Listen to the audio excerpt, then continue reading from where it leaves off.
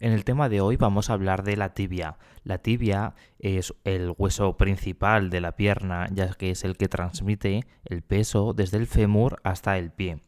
Vamos a seguir así con la lista de reproducción de osteología, en la que hablamos de la anatomía de los distintos huesos del cuerpo, de los 206 más o menos que hay, ya que depende un poco de la persona, de los huesos wormianos y de incluso algunas variaciones anatómicas como el hueso de Inca.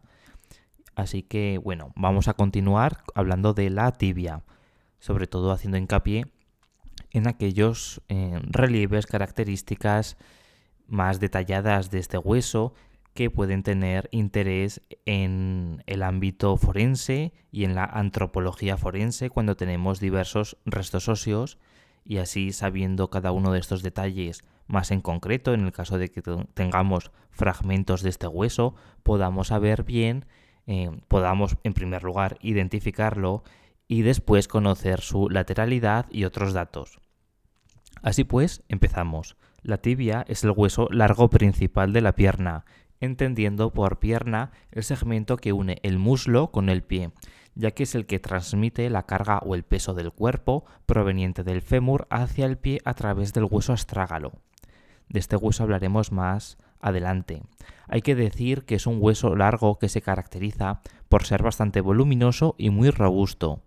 La tibia y el peroné son los huesos que recorren paralelamente la pierna.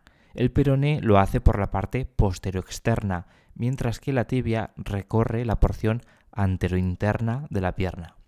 Al igual que hemos visto en los otros temas donde hablábamos de huesos largos, como en todo hueso largo, habrá dos extremos o epífisis y un cuerpo o diáfisis. La epífisis superior de la tibia participa sola en la articulación de la rodilla, sin intervenir aquí el peroné, mientras que en la epífisis inferior comparte la articulación del tobillo con la epífisis inferior del hueso peroné. Empezaremos por la parte superior, que destaca por ser maciza y voluminosa. Tiene forma de pirámide invertida triangular, siendo su base el extremo más superior, que articula mediante un sistema de polea o tróclea, también articula mediante una tróclea inferiormente, en este caso articula mediante este sistema de polea o tróclea con el fémur, con los cóndilos femorales. Este extremo superior es lo que llamaremos meseta tibial. Su nombre meseta viene de su morfología, ya que las dos carillas articulares de esta parte superior de la tibia están muy horizontalizadas. Estas carillas articulares, por la función que reciben en la articulación de la rodilla, reciben el nombre de cavidades glenoideas, existiendo así una cavidad glenoidea interna y una cavidad glenoidea externa, que recibirán por tanto el cóndilo externo e interno del fémur respectivamente. Podéis ver el vídeo del fémur que también se ha subido a este canal. En fresco, sobre estas carillas articulares que mencionamos o cavidades glenoideas, hay unos fibrocartílagos que suelen degenerar con la edad, conocidos como meniscos. No obstante, estos meniscos, en el caso de que tuviéramos restos óseos de varios años, ya se habrían desintegrado. Solamente tendríamos lo que es la parte ósea en sí. Los meniscos o cualquier fibrocartílago o cartílago ya habrían desaparecido.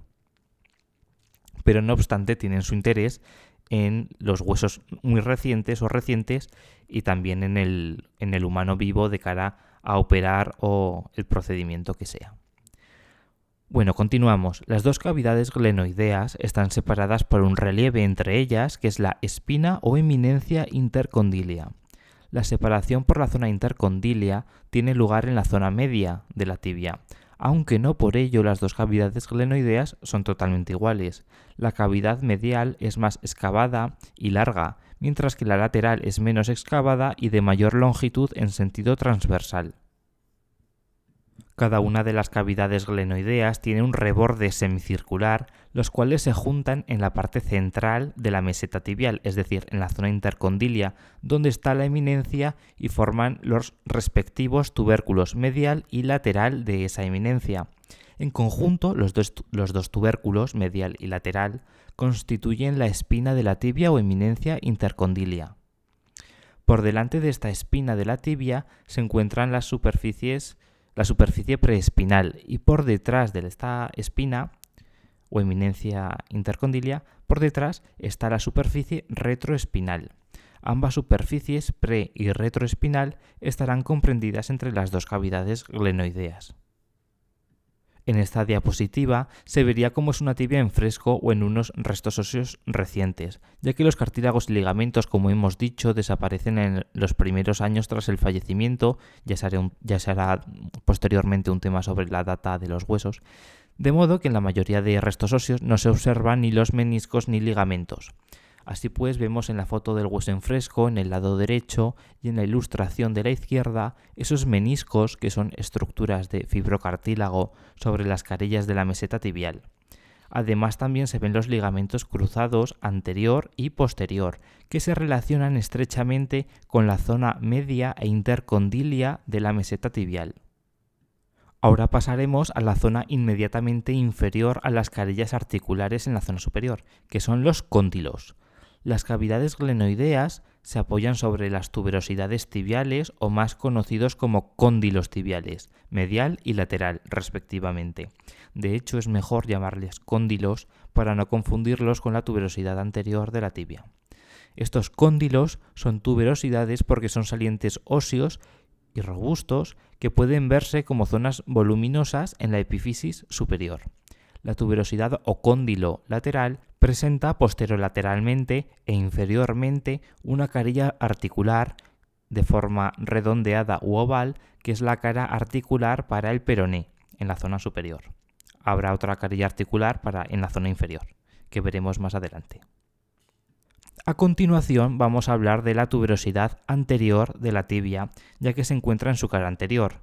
Podemos verla representada en las ilustraciones en un cuadro de color verde. Decir que a veces directamente se le llama tuberosidad de la tibia.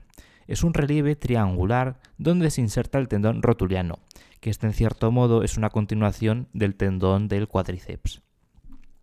Aprovechamos y mencionaremos también aquí el tubérculo de Gerdy o Gerdy, que lo podemos ver en el recuadro morado. Este tubérculo de Gerdy recibe muchos otros nombres, como tubérculo del tibial anterior, ya que se inserta en él el músculo tibial anterior, así como otros músculos. En la diapositiva siguiente hablaremos más de este tubérculo de Gerdy. Bueno, he dividido esta diapositiva en dos, ambas explican una serie de relieves o alteraciones en la superficie del hueso que son de interés y todos ellos se localizan en la cara anterior de la epífisis superior de la tibia. Los de la izquierda hacen referencia a los que se encuentran en la zona lateral o peronea y los de la derecha son los que se encuentran en la parte medial. Empezaremos por los de la zona lateral de la tibia. En la parte anterior del cóndilo externo o lateral hay una especie de pequeño tubérculo muy próximo a la tuberosidad anterior, que es el tubérculo de Gerdy que ya hemos mencionado. En este relieve se insertan varios músculos, fundamentalmente el tensor de la fascia lata, cuyo tendón se une a la banda o cintilla iliotibial, y por otro lado el músculo tibial anterior. A veces se hace referencia a que este tubérculo, en vez de estar sobre el cóndilo lateral, es una protuberancia situada lateralmente a la tuberosidad tibial anterior. Por todo ello, los otros nombres que recibe son tubérculo del tibial anterior o tubérculo de la fascia lata. Del músculo tibial anterior hay que decir que es uno de los más importantes de la pierna y recorre esta por la parte lateral de la tibia y, como hemos dicho, se inserta en el tubérculo de Gerdy. Entre la diáfisis y el tubérculo de Gerdy, concretamente a la altura de la tuberosidad anterior y en la zona lateral de esta, hay una depresión llamada depresión del músculo tibial anterior que puede verse indicada con una flecha naranja. Pasando al lado derecho de la diapositiva, hablaremos ahora de la rugosidad o de las rugosidades que hay en el lado interno de la tuberosidad anterior, algo por debajo del cóndilo interno. Estas rugosidades, que se ven en una zona triangular y plana entre esas tuberosidades anterior y medial, son fruto de las inserciones de los músculos de la llamada pata de ganso, donde se insertan los músculos sartorio, semitendinoso y recto interno. Si en la diapositiva anterior hablábamos de aquellas peculiaridades en la parte anterior de la epífisis superior, en esta diapositiva hablaremos de aquellas que se encuentran en la parte posterior, que son fundamentalmente la carilla articular para la cabeza del peroné y el sulcus tibial. El sulcus tibial, que se puede ver señalado en naranja, es una marcada depresión entre los cóndilos en su zona posterior y ahí se inserta el ligamento cruzado posterior. Por debajo de este sulcus va una zona destinada al músculo popliteo, que explicaremos cuando hablemos de la diáfisis. La otra parte a destacar, que es muy importante, es la carilla articular para el peroné, más específicamente para articular con la cabeza del peroné. Recordamos que en la parte superior el peroné no articula con el fémur y articula únicamente con la tibia. Esta carilla para el peroné se encuentra en la zona posterior-inferior y externa del cóndilo externo. Ya dejamos la epífisis o extremo superior, de la que hemos hablado muy detalladamente, del resto del hueso no hace falta hablar tan detalladamente. Y ahora pasaremos a hablar del cuerpo diáfisis de la tibia. Y al igual que en la gran mayoría de huesos largos, es de sección transversal triangular y por lo tanto habrá 3 caras y 3 bordes. Su borde principal y más marcado es el que se localiza en la parte anterior de la tibia, que es palpable. Por ello, las caras serán anterointerna, anteroexterna y posterior. Es particularmente destacable de este hueso que su cara anterointerna, anteromedial o simplemente llamada cara medial, que es subcutánea y totalmente superficial, como podemos ver en la foto de abajo. De ahí que sea palpable y los futbolistas lleven espinilleras para proteger esta zona, ya que no hay un músculo por delante que la proteja. Una de las características de esta cara cuando tenemos restos óseos son las rugosidades que se encuentran en la parte superior de la diáfisis, por debajo del cóndilo interno y a un lado del tubérculo anterior, y que ya hemos mencionado anteriormente, que son las rugosidades de la pata de ganso. En cuanto a su cara anteroexterna, o a veces llamada simplemente cara lateral, hay que destacar de su morfología que es cóncava en la parte superior y se hace convexa en la parte inferior. Para entenderlo mejor, puede decirse que en cierto modo va rotando desde la mitad inferior para irse haciendo, en vez de lateral, cada vez más anterior. Esto puede verse muy bien en la ilustración de la derecha, como hace esa especie de giro y va pasando de lateral a anterior. El músculo que hay que destacar en esta cara lateral es el tibial anterior. El músculo tibial anterior se inserta en los 2/3 o mitad superior de esta cara lateral, además de insertarse también en parte en el tubérculo de Gerdy, cóndilo externo y membrana interósea. Así pues, vemos que este músculo discurre por la cara lateral hasta que ésta empieza a rotar anteriormente. A partir de entonces aparece un tendón al final del músculo que discurrirá por el tercio inferior de la cara lateral o anteroexterna. La cara posterior puede decirse que está dividida en 2 partes por la llamada línea oblicua. Esto es importante saberlo, que podemos verla en el recuadro morado de la foto B y en la foto C también de una manera más natural. Esta línea oblicua es un relieve lineal que transcurre oblicuamente de arriba a abajo y de lateral a medial, en la parte superior de la diáfisis. También se le llama, además de línea oblicua, línea del sóleo, ya que en ella se inserta el músculo sóleo. La línea oblicua vemos que es marcada y gruesa, formando un intersticio y 2 labios, uno superior y uno inferior. En el intersticio se inserta el sóleo. Este músculo no aparece representado en las fotos. En el labio superior se inserta el músculo popliteo. Recordemos que este músculo popliteo se inserta en esa zona del labio superior y luego al final en su extremo aparece un tendón que se dirige al cóndilo lateral del fémur y que ya vimos en el tema del fémur. Por otro lado, en el labio inferior se inserta el músculo flexor largo de los dedos y el músculo tibial posterior, cuyas inserciones están separadas. Las de estos músculos, del flexor largo de los dedos y el tibial posterior, están separadas por una fina cresta vertical, algo perpendicular a la línea oblicua, que puede verse algo representada en la foto A. El agujero nutricio de la tibia se encuentra en la cara posterior, próximo a la línea oblicua. Suele estar en una localización inferior y lateral con respecto a la línea oblicua. Ahora pasaremos a los 3 bordes que explicaremos brevemente. El borde anterior tiene forma de S itálica alargada y, como hemos dicho, está muy expuesto a traumatismos debido a su posición superficial y subcutánea.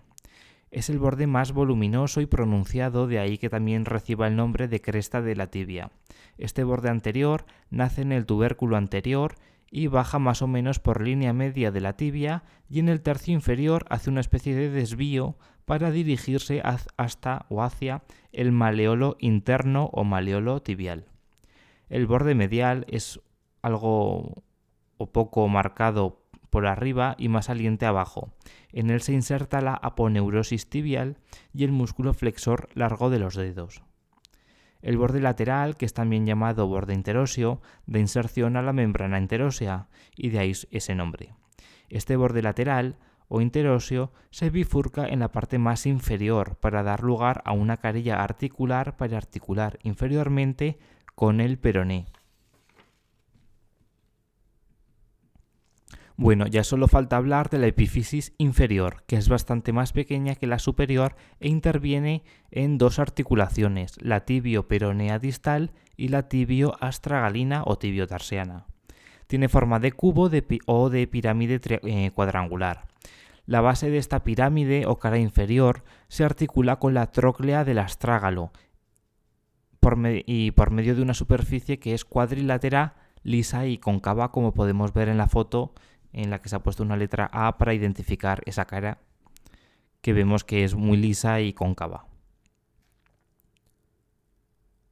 Esa cara inferior queda dividida en dos por una cresta antero-posterior, roma, que la divide en dos vertientes, que se apoyarán en la tróclea astragalina. Esta cresta se corresponde con la garganta de esta articulación tipo polea o tróclea. En la foto no se ve muy bien. La cara anterior es convexa y lisa, sin relieves óseos. Por otro lado, la cara posterior está marcada por canales oblicuos orientados medialmente para el paso de los tendones de los músculos flexores plantares del pie y de los dedos. La cara lateral, orientada algo hacia atrás, presenta la superficie articular para la extremidad inferior del peroné. La cara medial es característica ya que se continúa hacia abajo por el maleolo medial o tibial, que es palpable y también se articula con el astrágalo. El borde posterior del maleolo presenta el canal maleolar de la tibia para los músculos tibial posterior y flexor largo común de los dedos. Quizá en general la idea que nos tenemos que llevar de esta parte final de la tibia, de la epífisis distal, es que está esculpida medialmente por el maleolo interno, al otro lado estará el peroné con su maleolo externo, y también que con respecto a la parte final de la tibia, la parte anterior, lo que vendrá a ser el dorso del pie, aquí es muy distinto a lo de la mano, aquí es el dorso lo que se hace anterior. Por el dorso del pie no pasarán importantes estructuras tendinosas, etc. Por lo tanto, esa superficie anterior de la tibia en la parte final es lisa, mientras que por la parte posterior de la epífisis distal y también la parte posterior del maleolo habrá surcos o algo de relieve o pequeñas crestas, ya que por esa zona posterior pasan multitud de tendones para ir a parar a los dedos, al pie en general. Y esto hace que sean dos superficies bastante distinguibles, la anterior más uniforme y la posterior más rugosa o con muchos relieves. Bueno, y con esto ya estaría terminado el tema de la tibia. Espero que les haya gustado y seguiré subiendo vídeos sobre anatomía ósea, de osteología, y los iré poniendo todos ellos ordenados en la lista de reproducción de anatomía ósea u osteología. Y los subo fundamentalmente por el interés que pueden tener de cara a la antropología forense, de la cual también subiré vídeos más adelante.